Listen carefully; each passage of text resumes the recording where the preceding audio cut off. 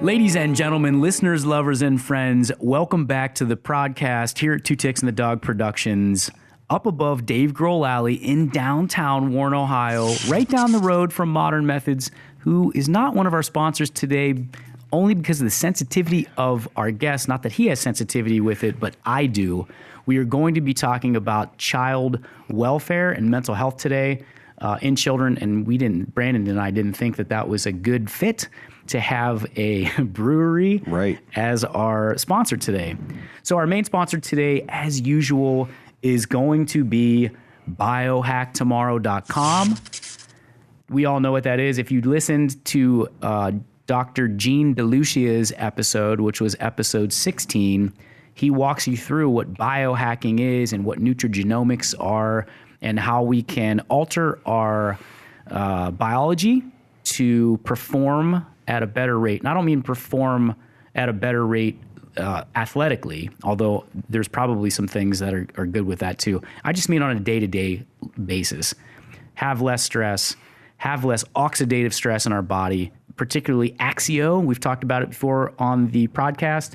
Increases your focus, your mental acuity. They have a couple of studies that they did with kids who were taking medicines for ADHD, what is the ADHD? Yeah, what's the medicine that all the kids take? I don't know if it's still Ritalin, but there's Adderall. Adderall, that's what I'm thinking, right?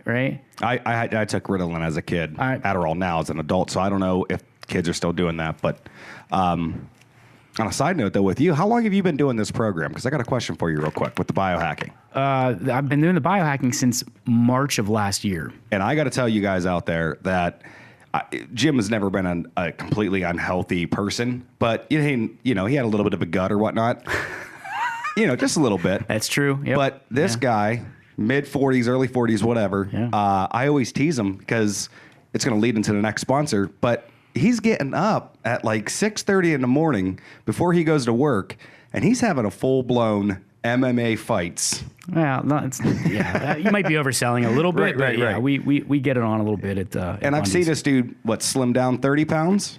No, not quite. It looks that way because I'm a smaller person. Probably 12 to 15 pounds over a few years since I started jiu-jitsu, but in the last year and a half, probably about 8 pounds. But you talk about energy. Yeah, off the charts. Before March, do you think you would be able to do what I tease you about in those videos you post in MMA every single morning, or when how much energy you have, or do you credit that to biohacking? I think it's a little bit of both. I stopped drinking as much beer as I had in the past, which sheds the weight off a little bit. Right. I eat cleaner, I eat more healthy. But yeah, certainly the biohacking has helped considerably, and a product like Axio that kind of gets you a little more dialed in helps with your focus. And I kind of, back to that Adderall thing for a second, I'm going to send you a link. Maybe we'll put it on the podcast Facebook page, but I'm going to send you a link where a neurologist did a brain mapping before, during, and after. The subject was 15 years old. He was on Adderall. He was diagnosed with ADHD, and he got off the Adderall and just did Axio, and I think Nerf 1 and Nerf 2. I'm not 100% sure, but I'll have to put it on there. And the improvement was significant. Wow. Like it was none of the side effects that Adderall has, but all the benefits. Absolutely. So anyways, biohacktomorrow.com, people, which does lead us into our next sponsor. Shout out to our boy. He was on one of our episodes. I don't remember which one. Jim Bundy from Team Bundy Gracie Jiu-Jitsu in Halland. The website is teambundymma.com. teambundymma.com. It's not an MMA mixed martial arts. It's actually only Gracie Jiu-Jitsu. My son takes it. Has been there about a year. He's getting ready to get promoted.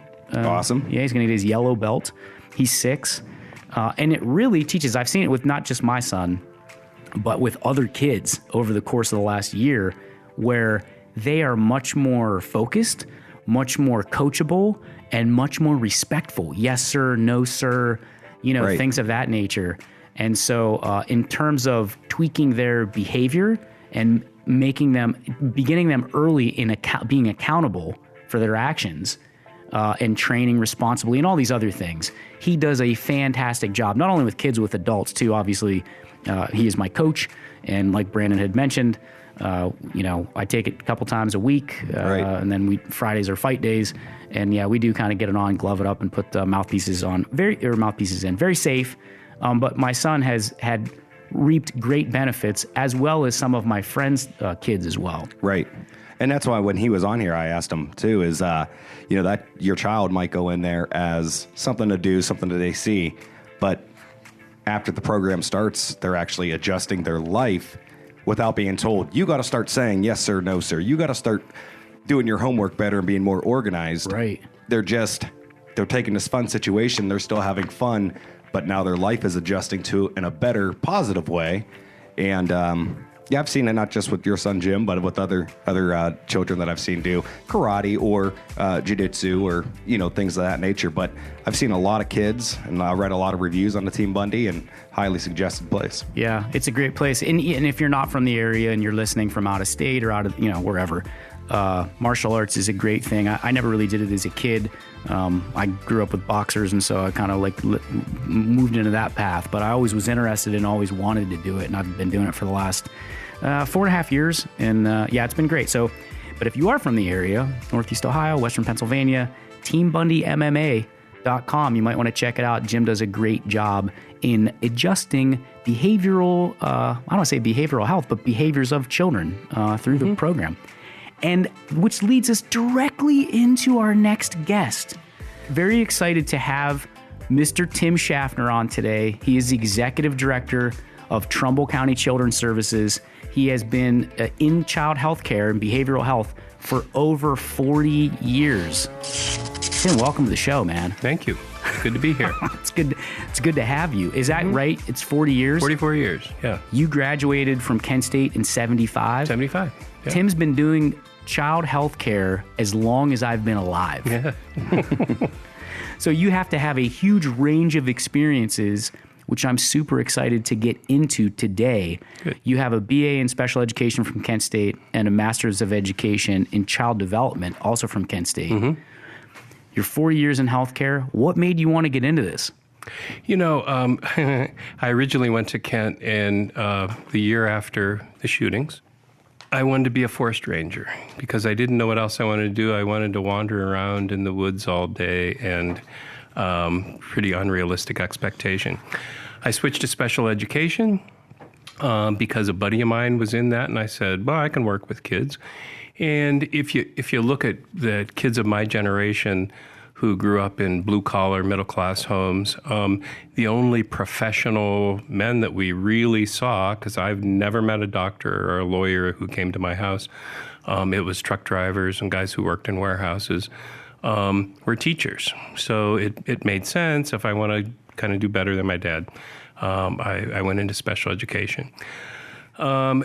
When I was getting ready to graduate from Kent, or I had graduated from Kent in 75, and I was looking for a teaching job, I had volunteered in the state hospitals up in Cleveland, in Western Reserve Psychiatric Rehabilitation Hospital, which is now North Coast Behavioral Health. I love how we changed the names to make things sound better. And I applied for a teaching job at Sagamore Hills Children's Psychiatric Hospital. They called me, and I didn't get a teaching job, but I got a direct care job. So Sagamore was the 90 most behaviorally and emotionally challenged kids in 56 of the 88 counties in Ohio. So I started, I know the day I started all my jobs, July 15th, 1975. And my training was, they gave me some keys and said, walk down the hall, turn left, and go into the door marked F, word F, and Ed will show you what to do. And I walked, I'm all excited, and, I got my ponytail down to my butt and my ZZ Top beard and my jeans with patches on them and one of my array of different colored pocket T-shirts. And went onto the unit, and it's 10 to 14-year-old boys, and all these kids running around.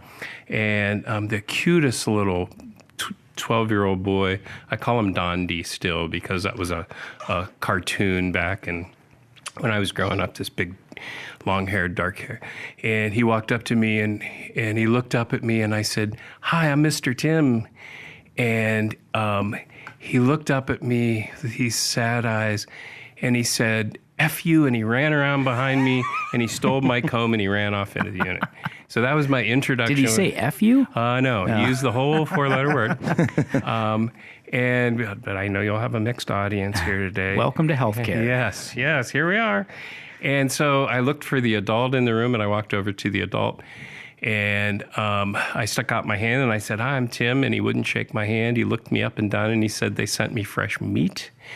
And I said, "Well, yeah, I'm a new guy." And he said, "Stay out of my effing way." So another introduction to that word. And I watched him work for the rest of the night. And he was gifted with kids. These are really tough kids, and in the structure and the way he treated them and the early interventions, et cetera. And I was like, "This is cool. I'm going to learn a lot." Went in the next night because I work second shift, and they started giving me a report right away. And I said, "Well, wait a minute, where's Ed?" And they said, "Oh, he's not coming in." I said, "Who am I working with?"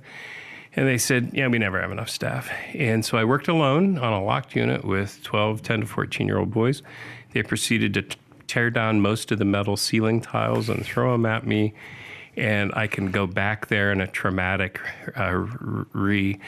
reliving just about by talking about it. And the third night I went in, Ed was there again looking at the pile of ceiling tiles in the office, and he said, "Well, how'd that happen?" And they said, "New guy." And he said, "That's just poor effing supervision." So my nickname for my first couple of years was PFS. So that was my welcome into the world. We had 4 medicines for kids in those days. Now I have to give informed consent for psychiatric medications for kids. I have 2 single-space pages of them to look at. We had 4. We had Thorazine, Haldol, Dexedrine for minimal brain dysfunction, or it was also called organic brain dysfunction. Now we call it ADHD. Right. Ma'am, your son has minimal brain dysfunction. So think about how scary that would be.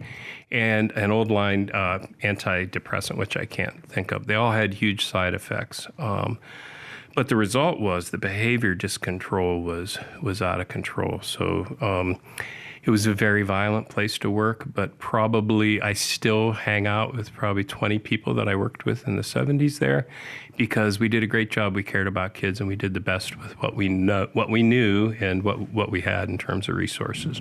So it was a great learning experience for me. I was 22 years old, and they made me a supervisor of second shift. So I ran a 90-bed state hospital from 3 to 11:30, 5 to 7 days a week, and kind of the school of hard knocks, kind of learned the hard way. And everybody was older than me. So great preparation for everything else. Talk about baptism by fire. Yeah. Mm-hmm. Yep. Thorazine, what was the other Thorazine, Haldol, Dexedrine, which is like meth, basically. Right? It's white crosses. Remember with the truck drivers? Right. Little white crosses. White line fever. Yeah, that. And I think was it Tegretol? I can't remember the old line antidepressant, but a lot of dry mouth, a lot of side effects. Dexedrine, if you kept taking it for long enough, really bad dental consequences, like people who use methamphetamines excessively. So it was really primitive, and it was really a violent environment. I found out just a few years ago, in 2013 and 14, had a bone scan related to prostate cancer diagnosis, which we all get, guys, if we live long enough. So get your PSAs.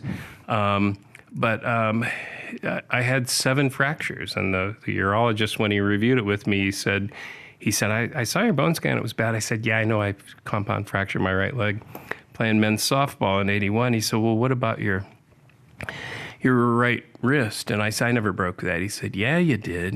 He said, "What about your left hand?"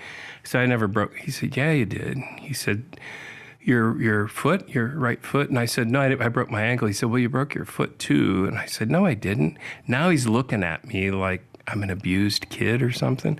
And he said, "Certainly remember your 7th and 8th rib on the left side." And I said, "I didn't." He said, "Yeah, you did." And I said, "Oh, I worked psych for 30 years, inpatient." So it was a really kind of knockdown, drag out, and went back to work the next day and bragged to a guy who I'd worked inpatient with.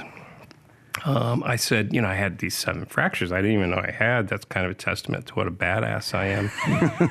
And he nodded and looked real seriously. He said, it could be badass or it could be a tribute to substance abuse after work. So I don't know which it was, but it was a rough environment. But we learned a lot, and I think because of that trench mentality, the staff became really close there.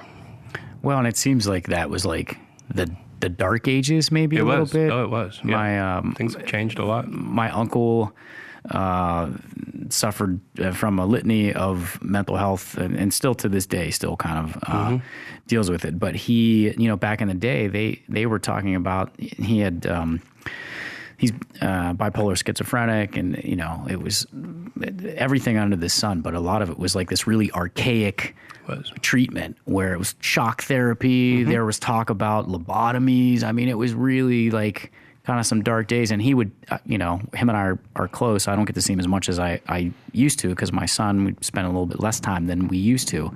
But he's very open about it, and he would say like some of the, it was like what I imagined. One Flew Over the Cuckoo's Nest was like similar to that. So you kind of came up in that same. I did. In that same era, and you touched on, which is so I know Tim through my wife Renee. For full disclosure out there, Prodders. My wife's a social worker. Tim's a social worker. So I met her. We were talking about this beforehand. I think we were talking about it beforehand. I met her, and I was kind of I always kind of fancied myself a Jesus meets JFK type guy. And so, I thought for a minute there, I really I want to help people. And so social work was something, or teaching was something that was kind of in my wheelhouse until in college. And of course, capitalism kicks in and they go, oh, those people don't make a lot of money. I was like, okay, well, maybe I'll be an artist, which is eventually what I became, what I probably... Which artists make tons of money. Right. Yeah, right. Right. Lush facilities. Right. Well, thank you. We've been hard at work for a long time at it. But I met my wife, and she was just a caseworker at the time, dealing with high-risk kids and pulling them out of, poor environments. Their home environments were not good. And, which I realized at that point, you don't have the capacity, the control at that time. I think maybe I have it today, thanks Jim Bundy in jiu-jitsu. But I don't have the capacity to check that anger. It takes a very, very special person to be able to do this day in and day out and deal with some of these extreme cases. And so I bring this up because it's a hard field. You guys have a higher substance abuse rate than police work, I believe. We do. I don't know if that's... So how did you guys... how do you deal with that? The substance abuse and the burnout rate within the ranks, and also like how did you deal with it with yourself? Sure. So here's an interesting federal grant, workforce development grant in Ohio, and I think 2 years ago we surveyed 1,000 child welfare caseworkers, and for reaction to the job, just a whole series of questions. It was really pretty involved. But one of the series of questions they asked really entailed the criteria for diagnosing post-traumatic stress disorder. And what they found in the survey of this 1,000 caseworkers, that 86% of them met the criteria for post-traumatic stress disorder, given the answers to these questions. So I'm in the workshop in Columbus when they're rolling this out, and of course I'm Googling on my phone police and fire and Vietnam vets, and all less than 86%. Wow. That, of course, the Vietnam vet statistics aren't very reliable because it was the Vietnam vets who reported, made us identify post-traumatic stress disorder as what they were going through. Thank you to them. So anyway, that process, we're developing ways to deal with that. So good close supervision is really important. So nobody's out there by themselves making decisions. There's always somebody available to them. When I switched to child welfare 7 years ago, after 37 years in behavioral health, I thought, wow, there's a really low ratio of supervisors to, they have eight or 10 workers. That seems kind of like a waste of resources. Not at all, because the decisions are life, death, and supervisor has to be available. Supervisor goes out on rough cases. So that's one thing. The training that we give folks is really important, the preparation, et cetera. And then our wellness committee is really important. So the kind of things we do to help folks maintain their wellness. We have employee assistance program available to all of our employees. So even though we have good health care and it'll cover mental health, some people don't want to use that. They just want to talk to somebody. So you can get up to 6 sessions for free that we pay for. If you're having trouble at work, or even if you're having trouble in your relationship at home. So those kind of things are really important. And then understanding substance abuse is a problem. I'm certain for a long time in my career I went home and dealt with it in that way. So kind of sensitivity to that, understanding that addiction's a disease, and that we also make sure that we're taking care of folks when they're experiencing excessive use of substances or addiction. Some sensitivity to that. It's funny you talked about jujitsu. We have 25 kids living on our campus in residential treatment, which not a lot of people know. And thanks to everybody that votes for our levies and enables us to do that and take really good care of kids. But we've sent kids there. And I've always said, find me somebody, a runner, a friend who runs or works out. Find me a friend who works out a lot who's depressed. You probably can't. Right. Yeah, you just can't. And they think it's because, well, they're just naturally healthy and they make good life choices. But there's something really regulating about those kind of physical activities. And when you regulate yourself physically, it also regulates your thinking. It also regulates your moods. It regulates your body chemistry. So what we know, this little bit of research, that if you do a regulating activity in a school classroom, whether it's special ed or regular ed, in the morning, and then after lunch, and then you run another control classroom just not doing that kind of stuff, the incidence of discontrol amongst in the classroom and for those kids who do those regulating activities are almost nil compared to control classrooms. Mm-hmm. So and this learning is exploding right now. So we've got some Warren City school classrooms and schools that are doing some really cool stuff in that way. And our congressman, Tim Ryan, has gotten us funding to do those kind of regulating activities and school meditation. I mean, we're really proud of him and those activities in our schools, and it's making a huge difference. So congratulations to people who work with kids and do those fun regulating activities, because the kids don't realize it, but they're going to have lifelong impacts. Yeah, there's studies. Study skills increase. They do. Their retention increases. What do they call it? Social and emotional learning. Yep. We worked a program with Warren City Schools, arts integrated learning, and how kids. So that's. I like that people are starting to open their eyes a little bit and open their minds to things that are a little bit different. They don't think, it's like. It's some voodoo. They're doing some that's some funny health, like yoga for a while. People were like, oh, yoga. Like that. Well, one of the things, though, with childcare, and it really does take a special person to be in it, because I'll give you a couple of examples. My father-in-law works at a funeral home, and I used to date a girl where her mom was an EMT on the streets, and, in the van. And she said, like my father-in-law, I said, how do you see these people in caskets? And that's a depressing thing. He says, you just get used to it over a long time. Right. Or I'd say you see a person on a motorcycle just splattered on the road. Like, how do you get used to this? She's like, you just, it's just part of my job. But in those two situations, and I think with 98%, I know, I wish it was 100%, but 98% of anything, my father-in-law will say, but when a kid dies, when I have a kid funeral, it's a game changer. If I see a kid in the car, or that my ex's mom, if I see a kid that passed away or whatever, it's a game changer. Right. There's something about the kid. I mean, it emotionally attaches. Jim, you're telling me this story over there, and I'm like, my blood was boiling. I was not prepared for that story. Right. So it's like, I don't even know what kind of question I'm trying to ask with this, but what special people They are. And, I've known you. And they don't get enough credit either. They do not. Nope. I mean, I'm not saying that because you're here. I mean, right. that's the truth of it. Your Right, story don't you be told rose. me, there's no way you can just get used to hearing that. No, I'll never forget it, man. I mean, I'm still talking about it. It affected me to the point where I literally, and credit to my wife for, who was my girlfriend at the time, for going, I really can't tell you, I was like, well, where's this guy at?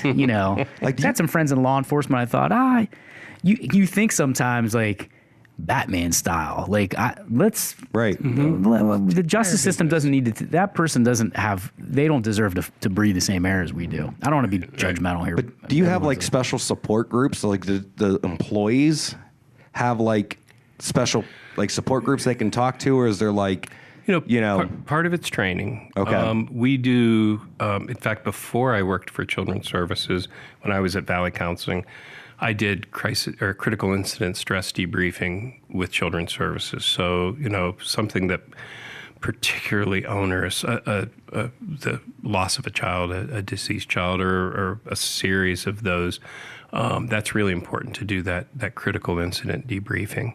Part of it's the training. Part of it's the preparation. So the research shows that an EMT can handle they're going out on a fatality, or a state highway patrolman going out on a fatality, and it involves a decapitation. Research shows if you're ready for that, your ability to deal with that is much better. Now, what really kind of we were unprepared for was the opiate crisis, and that we've got more kids witnessing their parents dying. We have more kids who are Narcaning their parents and bringing them back. So the stories are pretty horrendous. And we have some research on, which is a kind of a different subject, on the developmental impact on kids of opiates versus alcohol addiction, et cetera. But so we had to adjust to that. And when I said, we're gonna have our staff trained in Narcan, and everybody freaked out at first.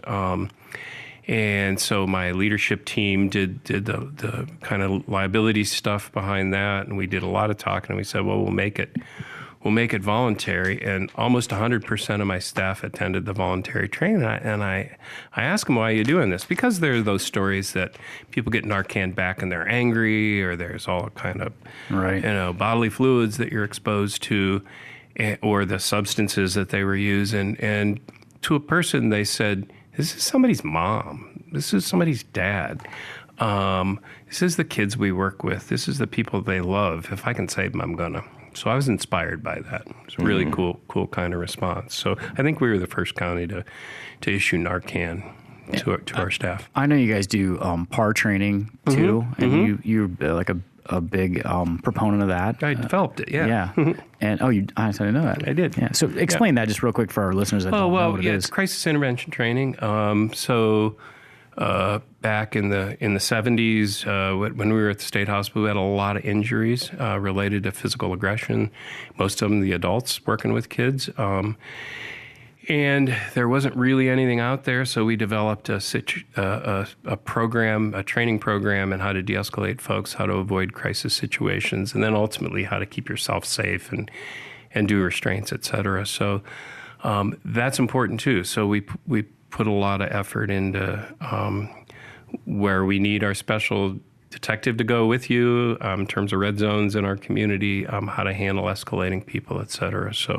So that's really key too, to go out with some confidence that I can deal with these situations. The bottom line, though, is we're in a dangerous business, like any first responder is. Mm-hmm. So yeah. Well, I always kind of kid with Renee. I go, listen, I'll pay for your jiu-jitsu classes, or just go to a couple. And she goes, well, I got PAR training, which I video. We did some production. You did. We did That's the video right. a while ago. That's right. Years ago. Yeah. And very interesting. A lot of it reminded me of in another life years ago. If I could ever go back and get paid big money to do it, I'd go back and be a lifeguard. But they teach you different like releases and different escapes, and it was similar to that. And restraints and takedowns. Yep. And that would be a good jiu-jitsu could be a good addendum to that training. But it's interesting because you talked about I want to talk about the opioid epidemic. I want to Okay. get back to that, but I do want to ask you, in talking about some of those, just because I want it to be real. I want people to understand like how effective it is on your workers and on yourself. That incident that I mentioned about the kid that had the get urinated on and had broken hands and all that stuff and was abused. It's a hard job. Like, what's the worst case? You have a case that stuck with you? Like, obviously without using names and whatnot. Sure. A dead toddler whose autopsy photos I had to look at. And somebody said, you don't have to look at those as the director. And I said, somebody has to witness that and always remember it. So you can, I always say this is the first job I ever worked at where it was okay, where you see people cry at work and it's okay. Yeah. You don't cry in hospitals and hospital emergency rooms. You know, you're tough and macho. But it's okay to have a healthy emotional response to the horrible things that we see. We have really dark humor. I must say 10 times a week, God, you just can't make this shit up. Because you can't. You hear stories that they really can't. So the humor helps, and having people with shared experiences. But if you're going to stay in it, you're really forced to adopt some healthy habits, or you get really sick and unhealthy. And there are both kind of people in the field. I work with 170, almost all really healthy people who do really, really healthy things. I think your wife spins every morning before work, but you have to do that stuff. And as a state, we're looking at what else we can do. We have a wellness committee that really does some cool things, but we're always looking for ways to address that. So for as bad as that autopsy photo was, I don't want you to describe it because everyone can use their imagination. I'm sure that kid was abused and treated awful. You guys have some light at the end of the tunnel, though. You have some shining moments. Like, what's one of the best cases? You get rewarded because you take a kid from like the bottom to the top. Yeah. So we had a 4-month-old who had bilateral fibula, tibia, femur fractured skull, several fractured ribs, who I would visit at Akron Children's Hospital because I live closer to main campus than anybody else in Portage County. And, we thought he was pretty sure he was going to die. And in fact, I encouraged him to go. And they said if he lives, he'll never eat, see, hear, walk, or anything like that. And he does all that. Wow. So that's inspiring. It's not up to us, So Right. And his pictures everywhere around our agency because we remember that, and we get periodic videos. I think a family in North Carolina adopted him, and so we saw him communicating, and then we saw him running across the backyard with a walker, and then running across the backyard without a walker. So we know we have a part, but we also know that there's higher power at work, and that those 170 people come to work every day knowing they're there to save lives and make kids' lives better. So that balances some of the horror. Yeah. I think this weekend we're going to a graduation party and I don't know the relationship, so I but it was one of my wife's cases. I'll see you there. Are you going? Oh, well, awesome. So. Yeah, nice. Sweet. Yeah. And she's real proud of that because she had an effect. I mean, and I think that's why when I was, dreaming about doing this as a profession, that's what you thought. Like, man, you have direct contact where you are directly responsible and directly affecting someone's life in a positive capacity. I know, if working in that industry, it's a lot of emotions like what we've been talking about. But on the flip side of that, there is one positive thing I would say with the industry that we're talking with the industry is basically most people will do anything for children. Right. So that's like a big PowerPoint with working in this industry is you're going to give it your all. You don't have to be taught how to give it your all. Like you can just give it your all. So, that's just a nice positive side of it. And then when I know people in it and what you guys have done, even personally with my family, with just information. And then, I don't know if I have to make a disclosure, but I've done your guys' website recently. And, I had I just went in there to do a website, and I've learned a ton of information. Makes you appreciate what Oh they my do more, gosh. right? Yeah. Like, I mean, I love doing my websites. I love all my clients and everything, but there's certainly, you got your category of websites, and probably with you with video Right. work that is, and again, it has to do with children. It's like, like I want it to be the best. If I'm looking at this website, like if I can save, no, I'm not saying that I'm inadvertently saving any kid's life No, out but there. you're indirectly Right. I want to, affecting something. right. So wait a minute. So you are, because I tell the media, and I call myself Slow News Schaffner, because, when a kid wanders out of the house and they want to interview me about that, I'm like, you want me to tell people not to let your 2-year-old out alone? But no, I really appreciate the media's spotlight on what we do, our local TV stations and our newspapers. But I tell them, when they air on there in whatever 14 seconds I get, that we need foster parents, we get a slew of calls the next day. Nice. And we do. 18, I think, is the average. And just when they, in that 14 or 7 seconds, whatever my face is on there, people call. People respond to that. I'm an old man. I had no idea that our website was so phone unfriendly until you said you can't navigate your website on your phone. I was like, oh yeah. That alone, that's going to make us more accessible to people. And that's going to save lives. It does. It just simply does. We hired a recruiter, and we doubled our applications for foster care and our folks who make it through the process. So what you guys do really matters, despite what some big politicians say. Well, Fit that. Sorry. kind of talking about that, because I know one of the effects is, so listeners out there, right, if you don't know the statistics, Ohio is number 2 in the nation for opiate-related overdose deaths, right behind West Virginia. And out of the 88 counties in Ohio, Trumbull County, I believe in 2017, was number 9. Mahoning County, which is right beneath us, where Youngstown, was number 15, and Columbiana was number 17 in overdose deaths related to opioids. It's affected everybody.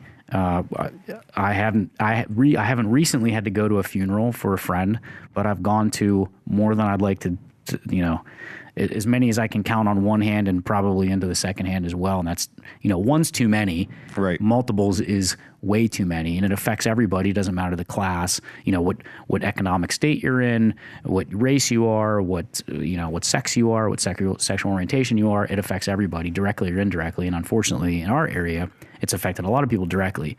How has that affected, I know the answer to this, but how has that affected your guys' caseload at Children's Services and across the state? You're seeing that same thing happen across the state? Yeah. So between 2013 and 2016, our kids in custody went up 40%, which is huge. So we average 150 kids in custody at any one time, and we went up to over 200 kids in custody. Our cost of care, because we have more kids coming into custody in Ohio in general, they're younger and they're staying longer because of the nature of the disease. And so in 2016, we looked at that. Our cost of care went up 93%. Wow. So they're at higher levels of care. So what we got really good at with our emergency teams and law enforcement was getting kids placed with kin in the field. So that was so your wife and her fellow emergency workers, when she's on emergency, and our staff got good at that. So we're doing site and safeties. We're looking at people's kin's homes and doing background checks on them in the field at 2 a.m. and we know that outcomes are always better when kids go with kin than when they come into the system. We have wonderful foster homes, but kin's always better. So we got good at that. So we got back down to 150 kids. But the kids that are in care are at higher levels of care for longer in our county as well as every other county. So it's put a huge strain on the system. So we have this governor, this children's governor, I call him, who has always recognized that. He funded, out of Victims of Crime money, the Ohio START program, of which we're a second cohort provider, but evidence-based ways to deal with families dealing with addiction who enter into the child welfare system. And he has followed up on his promises. I'll tell you, he came in when he was running and met with a small group of trustees of the Public Children's Services Association of Ohio, and I was one of the 4 people in the room, and he sat down with a paper and pencil. You never see politicians do that. And he said, what do you need? And what does it cost? And we, of course, had a bullet points and the costs and all that ready for him. And he whipped. I was sitting next to him. He looked at me. He said, "Tell me a story." So he wanted to put a face on it. So I told him a story, and he has, in his budget, he followed up on every one of those requests that we made. He's doubled our budget. Now remember, Ohio, when it comes to the amount of money that the state contributes to local child welfare, we're 50th. And if they doubled what they give us, we'll still be 50th.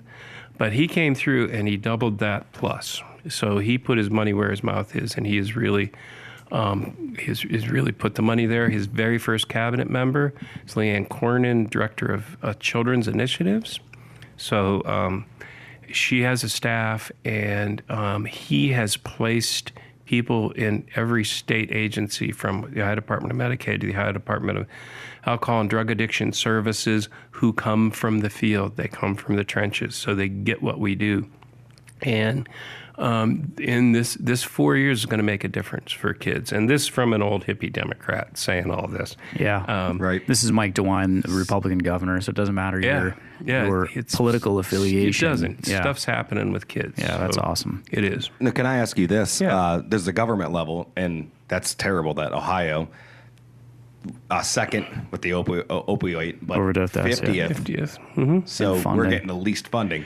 So can I ask you this? So other than the government side, a person like me or a resident of Ohio, what are the things that we can do to make sure to help not just our district, but across Ohio? We're a home rule state, so we're county administered and state supervised in child welfare, and that means I'm really in charge. I have a board chosen by the commissioners, and we're really in charge of how child welfare looks in Ohio. And without the levies that you guys vote for, kids, we couldn't keep kids alive. So that's one thing. You can children's services levies are not fringe. They're not fancy. They're not hiring a couple extra teachers in a new gymnasium. Yeah, right. Because you guys are getting 50th last place. There is no jacuzzi on our campus. Right. So we have a campus that's devoted to kids and families. So that's one thing. You can do that. You can talk about foster care with people. Some people are really ready to do foster care. About a year ago, we started a mentoring program. We said, foster's not for everybody, but we know from Dr. Bruce Perry, he's a leading trauma expert in the world, but he said, if a kid has a mentor, a non-family member that spends an hour with him a week for his childhood or for a significant amount of time in his childhood, his outcomes are statistically significantly different. So we started this mentoring program. We started with our kids in residential. And I think every kid who's been there for more than a couple months has a mentor. And you can see it making a difference. And in Franklin County, huge county with a lot of money, my counterpart, Chip, I asked him a few months ago, I said, do you do mentoring? He said, yeah, it's a couple years old. We just started doing it. And I said, how's that working? He said, we almost get more adoptions out of our mentoring program than we do foster. Because think about it, there's no pressure. It's casual. You're forming a relationship. And humans fall in love with each other. Right. And, and this relationship maybe grows even more naturally in a mentoring program. So we're really excited about that. So if you're listening, if you don't want to be a foster parent, there is that mentoring 1 hour a week, and it's pretty cool to watch. And if you don't have time, make sure you go to the ballot box and vote yes on the levies on the local level. On the federal level, though, there's a new program called Title 4E. Well, 4E's been around for a while. They passed it in the middle of the night last February. It's Family First Prevention Services Act. And what it does, so this 4E money, this federal money, we've always been able to use it to pay for 60% of a residential treatment placement. So it's really helped for those most expensive places that we have to send kids. So it's saved us. And so what they've been talking about for years and passed it to the surprise of all of us is the ability to use this 4E money to pay for 50% of prevention services. And when they say prevention, it means preventing a child from having to leave his home because of his behavioral or emotional problems. So that's what Ohio's in the middle of now. We're planning for what kind of prevention services do we need to provide? How do our residential services need to get ready for the mandates, the increased mandates there? So we're pretty excited about that. So along with a children's governor, as I always call him, really paying attention to what kids most in need. We've got the federal government who are paying attention to, let's shift the money earlier in the process. Because we know kids are in residential because there was inadequate prevention services. And we know they stay longer because we can't wrap as much around them when they get out. So we're pretty excited about those opportunities. And it goes into effect October 1st of this year, but Ohio has requested a 2-year waiver so we can really spend, which I was totally supportive of, so we can really spend time and get ready for it. Is that something that you think is going to happen? They're going to give you that they did. delay? Oh, they did? They did. Oh, good. Good. So your request is 2-year waiver, but you can implement anytime you want. So, and Ohio's doing it right. The Ohio Department of Job and Family Services hired a woman, Crystal Williams, who's pretty awesome, who's helping us with the systems and processes and organization of how to be inclusive and who meets and discusses and has input and ultimately makes decisions about this stuff. And we're all involved. I'm in, 3 or 4 of the committees, and so we all have input. So they're doing it right. You used to run a children's mental health hospital, which you talked about. Mm-hmm, mm-hmm. And the behavioral medicine services at the old Forum Health, there's not much left at there's still 2 units at Trumbull, but we had a really vibrant, when Todd Children's Hospital was open in Northside, we had 82 inpatient psych beds, 3 partial hospitalization programs, which are day treatment programs, 3 outpatient practices. So we really had the largest, we didn't market ourselves as this, but it was the largest seamless continuum of care in Ohio for behavioral medicine. How many beds now? Stuff. How many are left in this area? St. E's, I don't really know how many beds they have. Trumbull probably still has 16 gero psych beds. So it's decreased. It's decreased. The needs increased. It's half, yeah. But hospitals get out of the psych business because it's not pretty. They clog up their emergency rooms. They don't make any money, and there are a lot of indigent patients. So I mean, I know that business probably better than anything I know. Well, how important is it to get treatment and intervention early, and how do we do that better to prevent things like school shootings or right. when the problem exacerbates itself? So it's gotten better, but addiction is the only life-threatening disease for which you can't get immediate health care at the level that you need it in.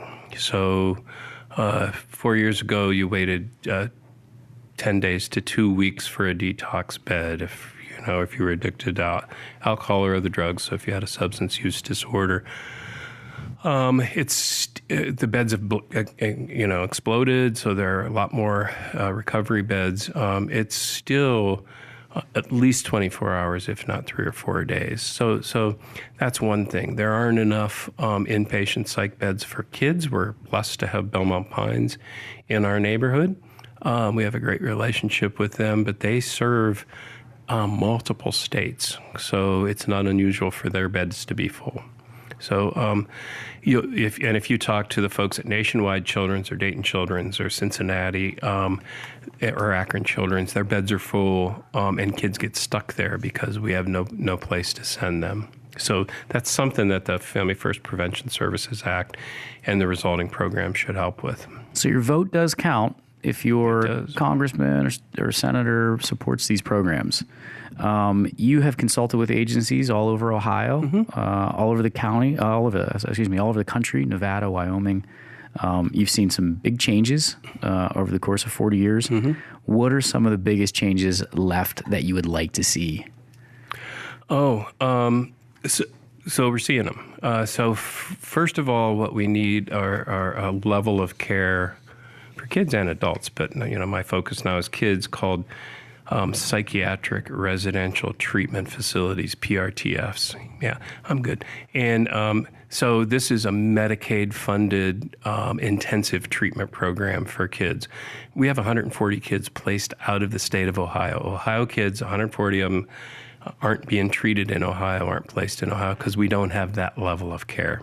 Is that because their families are in other places? No, it's because they have to go to Missouri and North Carolina to get psychiatric residential treatment facilities that we don't have in Ohio. We don't have adequate facilities to treat our highest need kids. I think we're poised right now. If you have a child with extreme needs who needs to be placed in a residential treatment center, heaven forbid, but guess what? You have to give up custody of your child because the only person who pays for that is Children's Services in Ohio. That's horrible. And that's just because we're the funder, even though these are community kids, that these kids have problems in school, they might have problems with juvenile court, they have mental health and substance abuse problems. They're community kids that we should be pulling from all those funds. That's at the top of the governor and the legislature's radar. So we need to get to a point where you don't lose custody of your child to get them the level of behavioral health treatment that they need.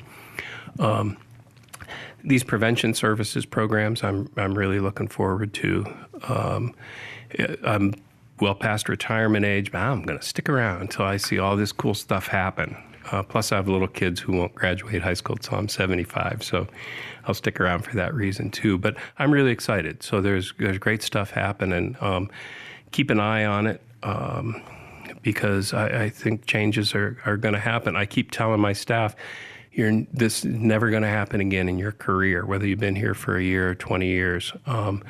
There are going to be more changes in this next 4 years than you've ever seen before, so stay tuned. So there's light at the end of the tunnel out there. There is. That's fantastic. It's pretty cool. And it's guys like you, people like my wife and your coworkers, that are doing a sometimes thankless job. I think sometimes I'm biased, obviously, a little bit, but I think sometimes you guys get beat up in the press instances, and you guys don't get enough credit. So for all the social workers out there and all the caseworkers out there, thank you and kudos to you. Yeah, because you're really doing. I mean, it's cliched, but it's like this is our future. Like if we don't invest in education, if we don't invest in intervention with kids who are at the highest stages of risk, this cycle repeats itself, right? I mean, it's not a mystery that people who are abused as kids often turn into adults that unfortunately continue the cycle. And so if we can intervene early enough, we can break that cycle. Right.